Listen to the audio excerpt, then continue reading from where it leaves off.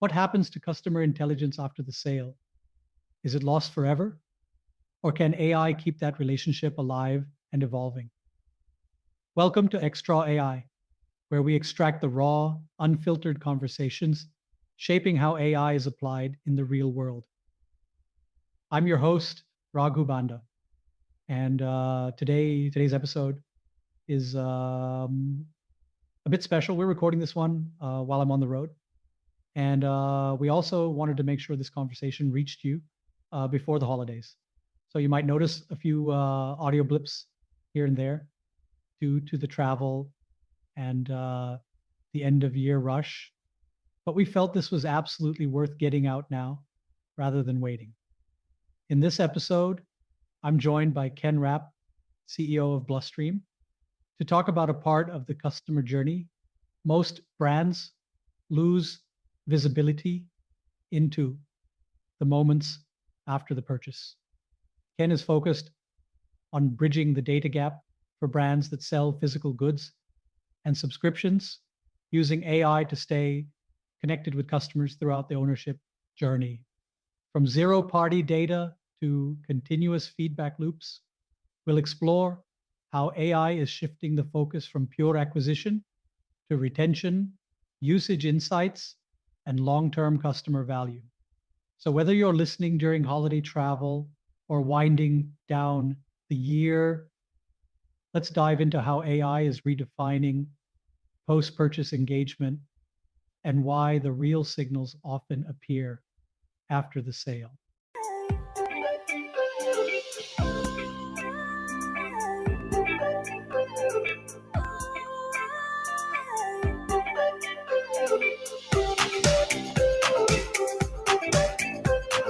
I have here with me Ken Rapp.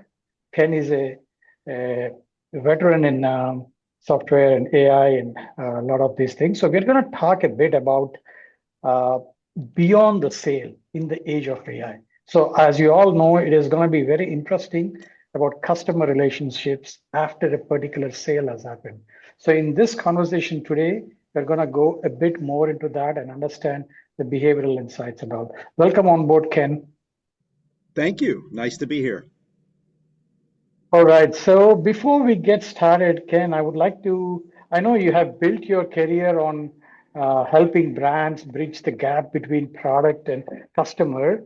So I would like to see, can you tell a bit about what sparked that mission, the mission that you are in, and then how it led to Bluestream? I know you've got tons of experience, but if you can tell me that story, that'll be helpful. I'd love to. So thank you for asking. So I actually am a rock and roll guitar player, Mm-hmm. and I have a number of guitars. And don't tell my wife how many I have, but I have a bunch of guitars. And then I bought an acoustic guitar from Mm-hmm. a household brand name for those of us who play guitar. Mm-hmm. So I'd never had that brand's guitar specifically, and I was so excited, and I got the guitar, and it was basically this time of year heading into December and January in the Boston area. And what I did not realize was how in distress the Mm-hmm. guitar was, because it was drying out due to the very dry climate conditions in the winter here. And Mm-hmm. eventually the guitar cracked, and I was distraught by my beautiful new guitar having a cracked body. And I asked myself, and I bumped into another colleague who was in a similar boat. We said, why didn't the guitar talk to us? Why didn't it just give us the tip that it was in distress with all Mm-hmm. the modern technology that we all have around us, whether they're smartphones or our computers attached to us all the time? Why was there not a connection back to that particular product Mm-hmm. around its experience, particularly when it comes to its environment Mm-hmm. and then the owner's ability to enjoy it, meaning are they a beginner, an intermediate, an expert, and the kinds of music they might like to play. And so Mm-hmm. that really was what sparked the vision and our mission to create a voice for products that become the bridge between the brand and the consumer or owner, um, for a lifetime. Create an ongoing relationship around product ownership that's valuable. And maybe to continue for a moment, we all have been using CRMs to acquire customers, and great websites we've invested in, and our e-commerce stores, and even tracking products shipments right to your door. Mhm. And then the product arrives, and we're kind of on our own to figure out how, maybe try and read some instructions or go online or wherever we can get some help. But it's not an ongoing connection. It's sort of points in time. And if you have a problem, you call them, and they're excellent. You have the Right. Zendesks of the world, and the Gorgeouses, and wonderful companies that track us calling and make sure that we have a great experience after we're in trouble. But Mhm. the gap that we saw, and that I'm so excited to be working in, is the post-purchase but really delighted customer. And so we call it from doorstep to delight. And that's the space where we're just on a mission to help brands and companies connect to their customers.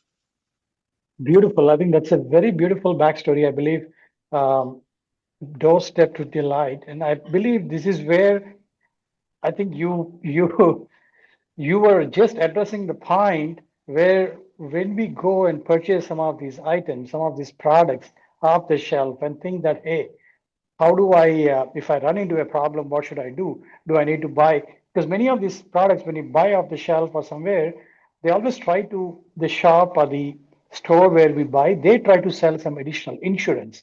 Sometimes I don't want to get into that, but I think this is a beautiful problem that you're trying to solve. How do we address the post product sale and how the customer can be happy?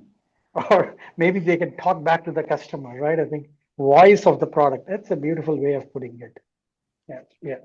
So when I know before we get into the actual conversation, I have another point. I know you often talk about the ownership journey, right? The stage where most of these brands forget what happens after the sale. How do you define this journey, and what made you realize it was ripe for innovation with AI? I know a lot of things are now happening with AI and things that we are developing, right? I think. Yes, so it's an excellent question, because what we did once we concluded that there was an opportunity here, we Mm-hmm. just talked. I call it get out of the building. We went out and talked to anyone who would talk with us.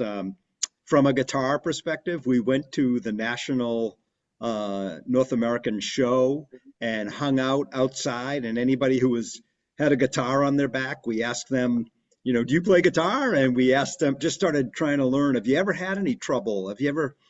Where have you had any, wish you were connected to your brand? And then we went Yeah. around and talked to the brands, and from there we started realizing that there are three stages to product ownership Mm-hmm. as we define them.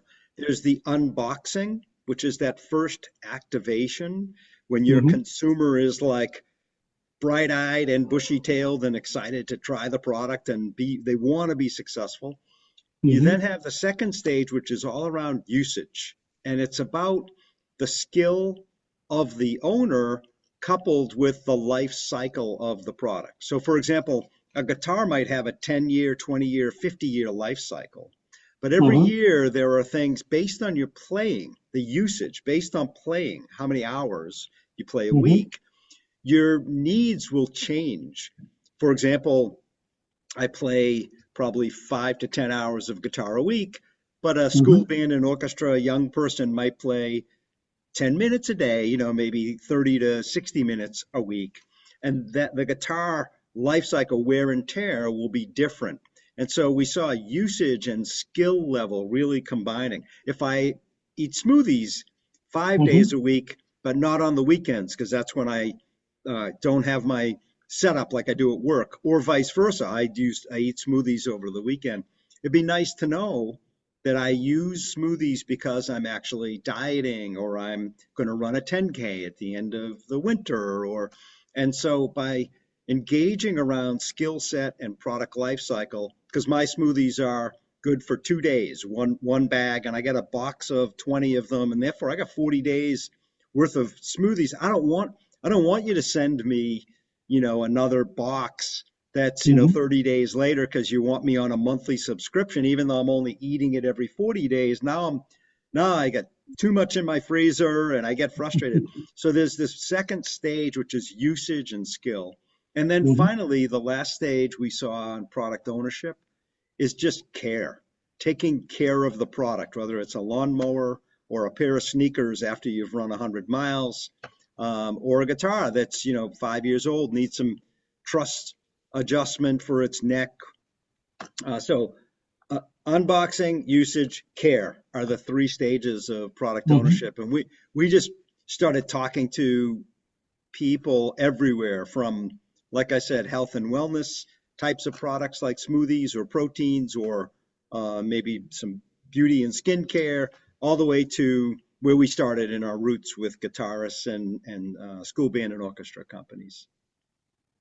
Beautiful. I think I like the way you have explained this ownership journey, right? I think from unboxing to usage to care, and how you take this for each and every product and connect it with the customer. So, in this context, now let's get into the actual topic. I know a lot of, and with AI evolving, I know a lot of brands still focus on data and AI investment for acquisition. But how does Blustream, maybe you can talk a bit about Blustream, how does Blustream use AI to extend that intelligence that you have into the retention and the usage phases? Maybe I think if you can give a bit of a background on that. Sure. And I'll say it's a journey. So Mhm. we have some product that's powered by AI. We have some products that are in development that we're doing. So I'll give you some great examples. So Right. your product as a brand is unique. And what's beautiful is generally every business that we speak with already has all the content you could ever imagine about unboxing, usage, and care.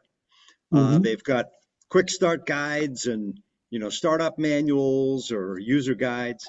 They've got suggested video. Lots of companies have videos and how tos for people learning how to use the product and then how to get into habits. And then they have if it's smoothies, it's a 30-day life cycle, so that's short, or maybe it's a hair loss, or it's any kind of wellness or beauty Mhm. product Mhm. for pets and people.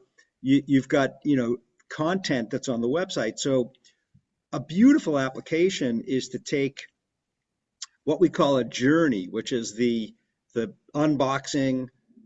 We call an activation journey.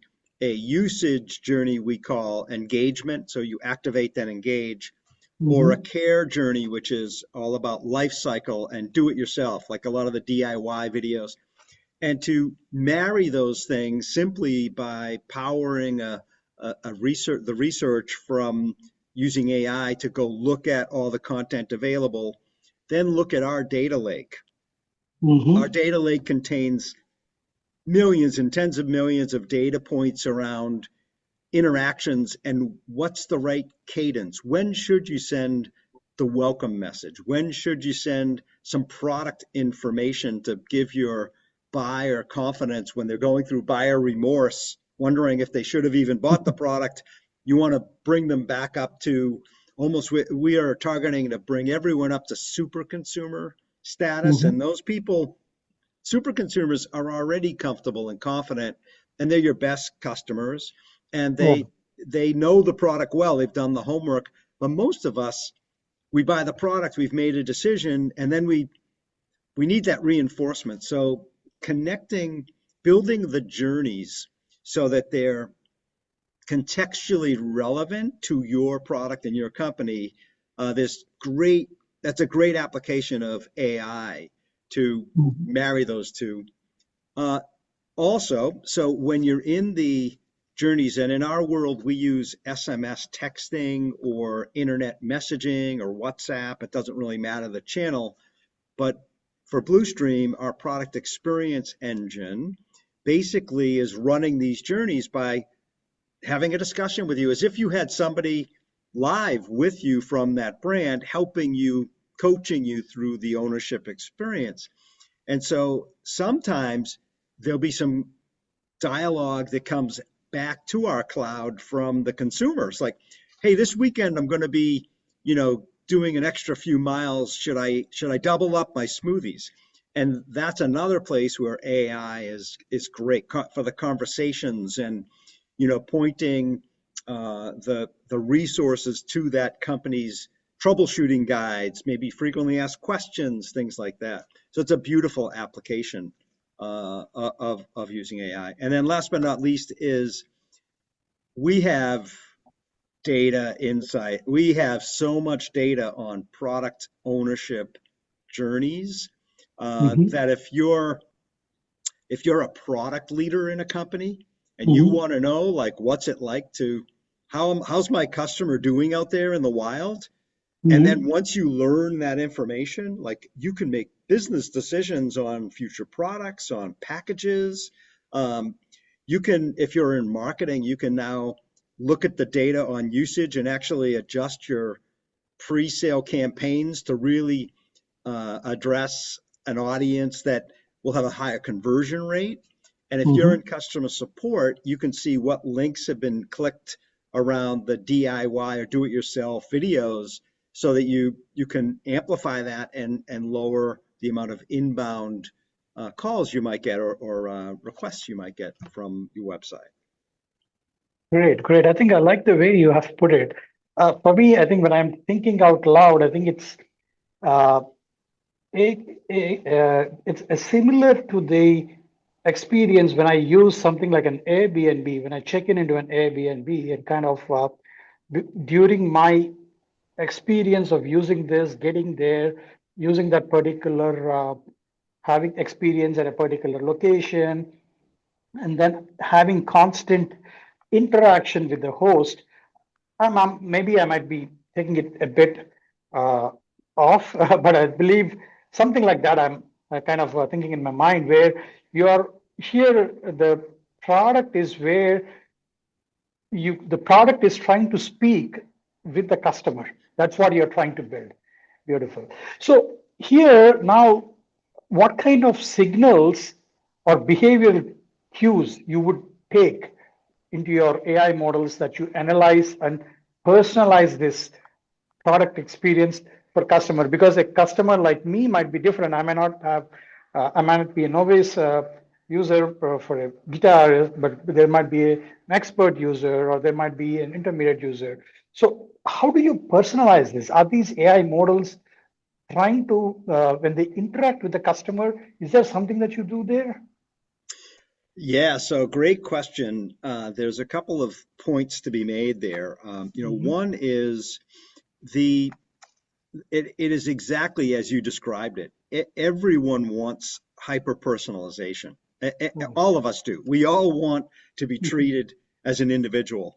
And I'll never forget the story of one of our customers who sells a probiotic for dogs. And she told me when she was small, she knew every dog's name. She knew every pet parent's name. She could guide and advise her pet parents that, when you take the probiotic the first time, your dogs may or may not like the taste. And so use a little peanut butter or some, jelly or something that would make it taste better for your dog. She also was able to coach them through the ones that were having trouble. It's like a week or two before you're going to see the real effects, because you don't want a big effect with probiotics for your dog's tummy. You want to let it gradually help your dog digest food. And when she told me this, she said, and then they got bigger. Right. And as they started getting bigger and she got her e-commerce store online, now she has no direct connection to really understand and personalize her relationship with her customer. But she knew everything that you'd ever want to know about how to have a great personalized experience. So our technology allows you to put in your brand name, put in a product line, and hit a button. And with a few pieces of information and some links, you've got yourself a journey to help start your consumers on that digital unboxing and build the relationship. And we call that the activation, and then the engagement around usage, and finally around care. And so it's so important that the technology support personalization. And I want to add one thing. It isn't only AI. There's a rules engine that we've built. So the platform is actually a dynamic set of attributes. So the way it works, and I'll go a little deep since this is an AI podcast, you know, it's a combination of using agents and AI and other workflow elements, including, and in our case, the magic is actually was not available. And so we had to write this dynamic taxonomy of ownership so that the database will move, and it'll expand and get bigger based on the answers to questions, and based on the attributes, it will trigger the next message. So now, if I answer a question that I play 10 hours of guitar a week, that answer triggers 4 to 6 weeks from now that I'll be ready for guitar strings.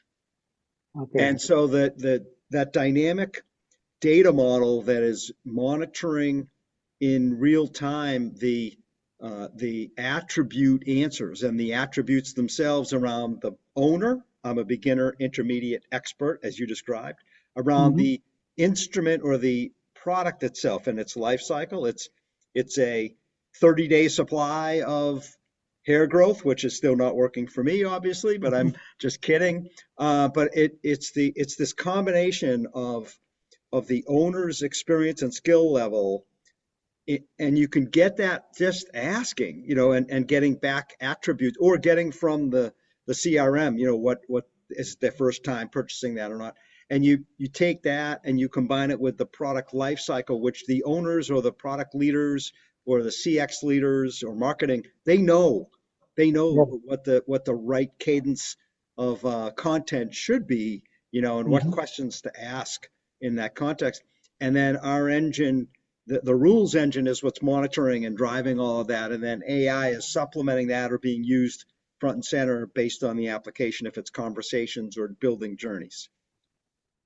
Beautiful. So I think from what I get, I think you're not only relying upon what the customers are asking or conversation with the product about the different things and how they are using the product and what kind of questions, but you're also tying it back into the database or the data lakes that you have integrated, so that you got a lot of information there, and pulling that in. Yeah, you create a profile, and based out of that profile, then you kind of get to the aspects of understanding how you answer a particular request, and so you have all this information in there. So beautiful. I think I like the way of how you are dealing with this, but then I know this particular field of post-purchase engagement is quite a bit often fragmented, right? I think it is fragmented across the support, the marketing, the service teams. What are those blind spots when you see when these different enterprises try to connect all these things together, whether it is the support or whether it is the marketing or the service teams? Any thoughts that you could put together? Oh, yeah. So first of all, one point to be made on the question you asked about, or the comment you made about behaviors, is a beautiful thing. Over 90% of our end users, on behalf of our customers, our brand customers, over 90% of hundreds of thousands of end users out there are still on journeys that they started on days, weeks, months, years ago, because they really, really, really want to be connected to those brands. Like, it's great. It's magic. It's not so a 90% journey retention over months and months and months. It's just, to me, that's what's so special about this spot. And so it's what we call zero party data. It's the Mm. consumer is literally telling our cloud on behalf of that brand anything that they want, that they ask, and clicking on the information and education, because it's not sales. It's Okay. actually trust and loyalty. And however, you know that if you told me to change the oil in my car, if my car says it's time to change the oil, I'll change it. If I get a coupon from the Jeep dealer, I generally delete it. I just don't care. But Yeah. when the product itself is involved and Mm. Yeah. connecting me to the brand, then I'm listening. And Mm. so the zero party data is absolutely spectacular to allow the end user to share. They willingly share with their brand partners the products they buy. They share their own desires. So you said behavior, we look at that as more zero party data, and that the consumer is saying, I really want you to stay in touch with me. Don't send me more smoothies until I actually need them based on the Mhm. usage. And then you build that trust. And so I wanted to make sure I pointed that out. Um, and so I'm not sure if that answered your question, but that's what I was. Yeah, yeah. So I think that's a great point that you have mentioned about bringing that zero party data as the differentiator, right? Which is where you're collecting and activating this data responsibly and you're rebranding the brand trust overall. That's how I think it is happening, right? I think, for example, if Yes. you take companies like Shopify or WooCommerce or other things, what are those practical barriers they have when they are trying to integrate this AI driven customer intelligence, and how do you help overcome that? I'm just taking Yeah. some names for example's sake. Nothing that I'm trying that to you, but yeah. Sure. No. So we integrate with Mhm. all those kinds of companies, because that is where we get asked all the time, how do I start my consumer on a journey? Mm. And typically the workflow is, your customer buys something on Mhm. on a Shopify or WooCommerce or big whoever, and Right. when they click that buy now, it starts the journey to send the materials that will keep that buyer's remorse, from coming, and build confidence while they're waiting.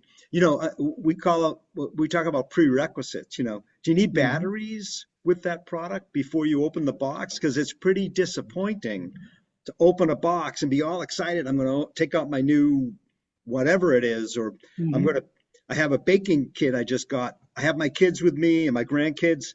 I'm only 35 in this body, but I have some grandkids, Right. Right. and they were all in the kitchen ready to go, and I don't have any vanilla extract. Like, what? Mm. I Mm. really wish you could have told me that before the box got there. So we Mhm. call it the prerequisites are part of the unboxing. So from the moment Shopify is clicked, it Mhm. triggers the prerequisite and then the digital unboxing doorstep to delight. And then on the back end, we can connect up to the support and service systems.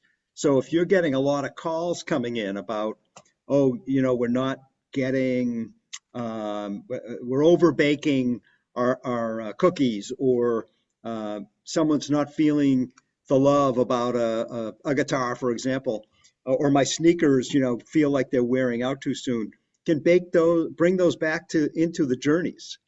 Mm. It give them some tips on, hey, before make sure your oven is preheated to 400 before you put otherwise what'll happen, and just tell your consumer and help them before it happens with what we call the prevention, rather than, having to be reactionary to a problem that comes in. So the two sides of our world, uh, are customer acquisition on the left, and we can help power with the data, more effective conversions and uses of your campaigns, and trigger journeys right from the point of sale while the consumer's tracking their product. And on the right side of us is the customer support arena, and we can actually help prevent or reduce the amount of inbound calls by baking into the what we call life cycle care journey, the care journeys, how to prevent problems before they happen. Right, right. So I think the approach of on one side you have this customer acquisition data coming in, and then the follow-up customer sale. After the customer sale is done, how do you follow up with this customer and help them in the care process?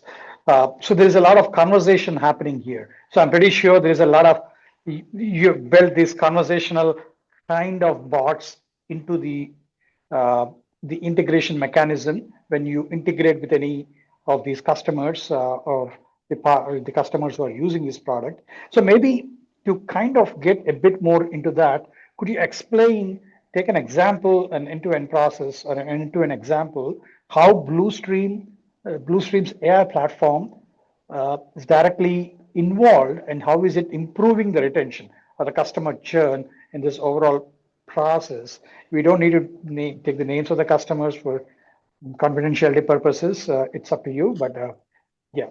So could you explain that in the complete process? Great. I have two examples. Mm-hmm. Let me start with one which is a special, I'll call it like a smoothie, but it's special because it's got very particular ingredients in it that Mm-hmm. are for people who tried smoothies and their tummies hurt or ache. They're not really good. It feels bad. So in that case, the customer goes, they sign up and buy it in on a Shopify store, Mm-hmm. for example. They click that button and they'll now be automatically in a journey which says, welcome to the XYZ company family. We're really excited that you're now going to be a customer. We'll be in touch over the next few days to get you ready for your fantastic new experience of this XYZ protein-based smoothie. A couple Mm-hmm. days goes by and they'll get another message. As a consumer, you'll get a message that says, hey, did you know that we only use farm fresh ingredients that are made from a particular place? Here's a video link to some of that product centric information and education because you've made a really good decision to buy our Right. product, right? Mm-hmm. Then a few days goes by and say, you've now got the box.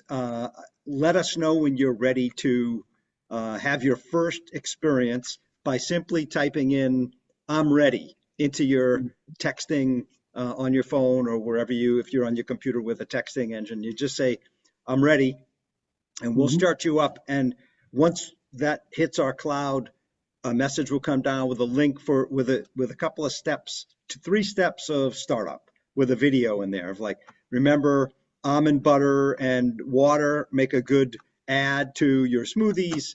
Remember to take them out and defrost them first, XYZ. So there's a series of things. Then a few days later, it would be, how's it going? Are you loving them? Are you okay? They're just okay, or they've not been really great.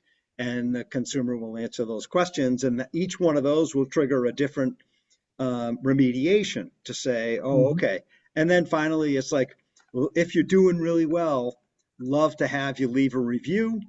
We appreciate that. And if you have any friends, please tell a friend about our great new product that you just tried. So that's an example of an activation, a digital unboxing, doorstep to delight Mm-hmm. for a customer. A second example I found to be fantastic. So a company, they're really in the knowledge and data business Mm-hmm. about a particular health or wellness topic. And I'm going to be a little vague because they're way out in front and want to stay that way. So Mm-hmm. you buy their product, and what you ultimately do is you're similar to what I just described. You'll be walked through the guide on how to use the product well. It Mm-hmm. happens to be a pet product in this case. And then what you get is you get some information after you've done the first 3 steps. There's an information that you will get online. Mm-hmm. And there is where they were running into major confusion from their customer. Like, oh my gosh, I never realized that the information would say that. That's Mm. that's not what I expected. And they were losing customers and getting bad reviews. And Mm. they were seeing confusion in the marketplace. So what we've done with they've done on our platform together is we've basically head that off right at the pass. So as soon as the three steps are done and before the information arrives, start doing some coaching. Hey, you're a member of the XY ABC club. Um, just so you know, we all started there, and you're going to see some information that might be interesting for you and something you didn't expect. So you set that right up front, and Mm. absolutely crush any of that ill will or the bad reviews or the confusion in the marketplace. And I'll wrap up by saying 30%. We Mm. reduce the churn. We see a churn reduction across the board, plus or minus 30% all day long, every day, which has a direct revenue and dollars and cents impact on every one of our customers. That's why they actually continue to go and expand and grow and add more consumers, Mm-hmm. because we can start very small. It's a really quick start with our AI technology. You can put in your brand name and your product name, and then we'd have a journey drafted for you, and then load that up and go. And you start getting data, and 30 days later, you're keeping customers that you were losing before, and that's Mm-hmm. a direct revenue impact for your business. So I think that's why we're growing so fast. Touch wood. No, that's a great piece of examples that you've given on both the sides.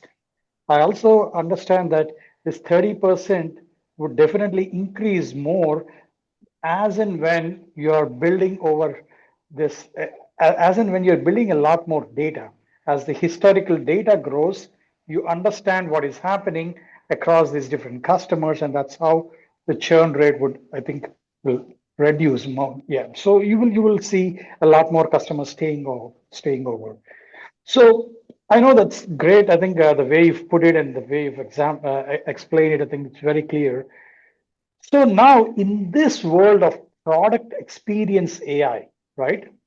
What do you think is going to be the next big evolution here? I know we've been kind of doing more predictive, or do you think more conversational, or something completely different that we haven't seen yet? What are your thoughts? Because this is becoming more and more important in an age of AI, because touching a product or understanding a product or getting some customer support is always getting very tough, because we are going more and more away from the actual human interaction. But this is where you need a lot of help or support, like what you've explained in the context of beyond the sale support. Yeah, you see, I really think that it's a great opportunity to prevent Mm. the downstream problems simply by pre-baking in, put on the journeys, have them all set to address the issues as the end user is going to face them. And Mm. so that's what I think is going on. So I'll give you a visual. We Mm. talk about Blustream's product experience platform. It's like having a product assistant in the box. Mm. So what we've done is we've created a SaaS platform where your company can have a product assistant that comes in the box with your product. Now, Mm. it's important to understand the differentiation of software products versus Right. physical goods. So Right. software products, we're all used to Right. having an interface, a consumer or user interface, which is very friendly. I just got True. another phone, and it was so easy. It asked me, "Is that True. your internet?" I said, "Yes." It said, "Do you want to bring your other phone over and turn it on?" And I said, "Sure." I turned it on. It said, "I'm now moving all your files." I mean, that's Mm. a great first unboxing experience for a brand new product, right? But if you're selling a physical good, whether it's cookies or Mhm. it's sneakers, you don't have a user interface which is digital. You don't have a digital edge on the physical world. And that's really what we've built. We've built a super easy uh, brand powered by Blustream brand product assistant that just is in the box. And it comes out and it helps the consumer have a marvelous experience before they ever have the problem. And to your point, I think that's what the technology is allowing us to do. It's moving the communication, the automated communication, right up to the immediate moment post purchase and not having to wait till you have a problem to call somebody and say, I'm struggling. Beautiful. Beautiful. I think, yeah, now I'm getting into this most interesting question of the podcast. That's what I term it, the extra AI question, the $1 million, $1 billion question. I say, uh, I know there's a lot of competition out there. How do you differentiate yourself? What is the uniqueness that you're trying to build? I know you've explained a bit about that, but is there anything else that you would like to add? Yes, I think I'm I've been lucky enough in my career to really work on what I call unmet needs. So Hmm. not to work where there's already lots of alternatives and I'm going to provide a better one. Mhm. Um, and so I've been so lucky to work with great teams of people, great customers, um, have have have had a chance to build something where nothing was really there in the first Hmm. place. And what Hmm. what we're talking about here is an unmet need. It's a blue ocean in the purest Hmm. sense. Hmm. There is no other way that you could, in 20 minutes put your product somewhere and have a journey that will run that would delight your consumer, your end customer. And so to me, that's what's happening here is we're first to market. Now, first to market is hard because we're building the primary demand and having to educate, but in the long run, it leaves a wonderful a new space, a new category out there for the world. And so we're on a mission to really help connect companies with their customers from the moment of the shipment and that purchase, whether it's in the store or being shipped. And so I actually will leave you with this. Mhm. I think the $1 million opportunity, the multi-billion dollar opportunity, is that every physical good that needs Mhm. guidance will come with a product assistant in the box in the future. And because we all expect it, Right, we as right. buyers and owners and consumers of products, we want the help where we need the help. Now, not for a bottle of water, which is, Mhm. I know how to drink a bottle of water, so I can open the water. But when it comes to health and wellness, whether it's, for anxiety or sleepless uh, sleep problems or pain, or if it's for beauty or skincare or my longevity, or if it's for my health because I'm not dieting right, or if it's for XYZ, all those things where whatever you take for a product isn't instant, no education needed, and it's just an instant quenches your thirst. That's where I believe that every product that should be providing guidance and have a voice will have a Mhm. voice. I think this is a very interesting problem that you're solving or trying to solve. Like each product, creating a voice for the product, for the physical products. Like you mentioned, I think the digital, I think while we moved from this, we moved on to this digitalization of the uh, processes, and then from digitalization, we're getting into the AI-centric world. But there are, like you mentioned, I think there are still a lot of physical products out there, like consumers who go and buy. We are always in a dilemma, like what happens if this product stops working? I don't want to buy insurance for unwanted things. So I think that's a very interesting problem you're trying to solve. I kudos to your team trying to address this. I know we are running short, running close to the time, but I have another question before I let you go and maybe uh, uh, interview again some other point of time. I know we see the future of AI in this brand customer relationships, right? So is this where we are heading towards a living products that communicate back to their makers? Is that what you are envisioning that is going to happen? And if yes, what is the one piece of advice you would want to give to the leaders, or the enterprise leaders, or the consumer leaders in reimagining their customer engagement in this age of AI? Great question, really. And I do want to thank you again for having me here. This has been a really stimulating discussion for me too. I think there's two sides to that equation.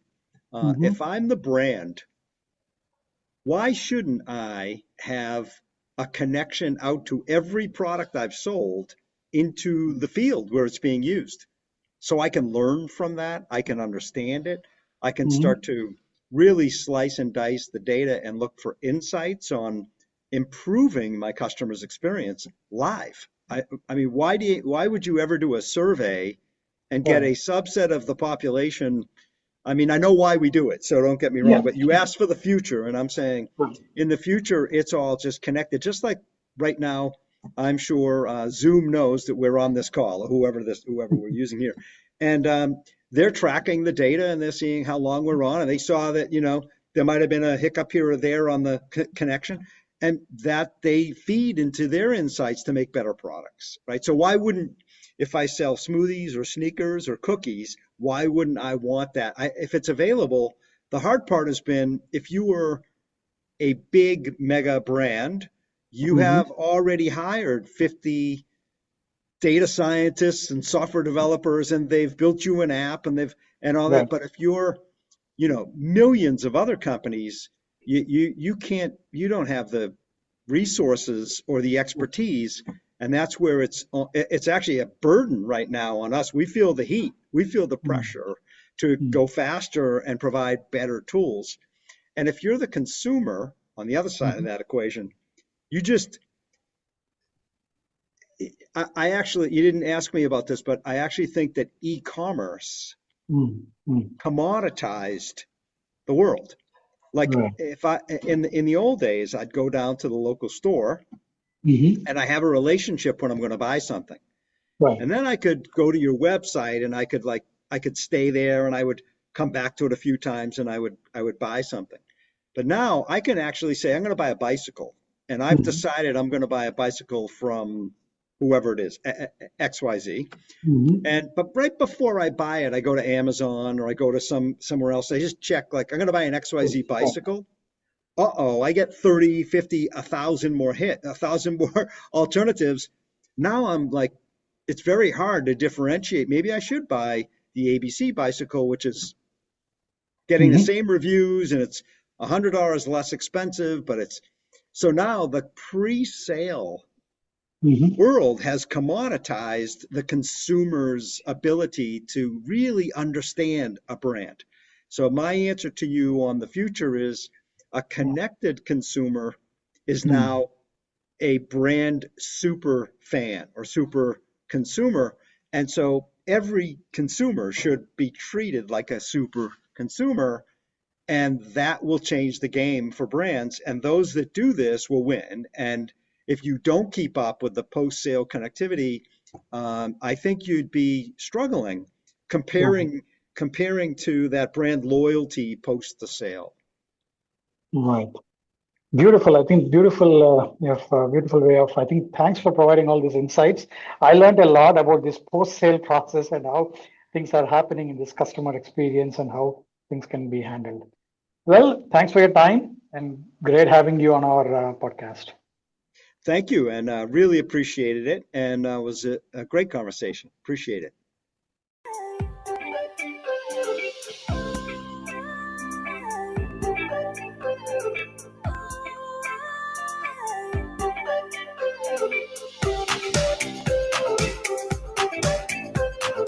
As we wrap up today's conversation, I want to thank Ken Rapp for joining us and for sharing how AI is redefining customer engagement long after the sale, turning ownership into an ongoing, intelligent dialogue rather than a disconnected endpoint.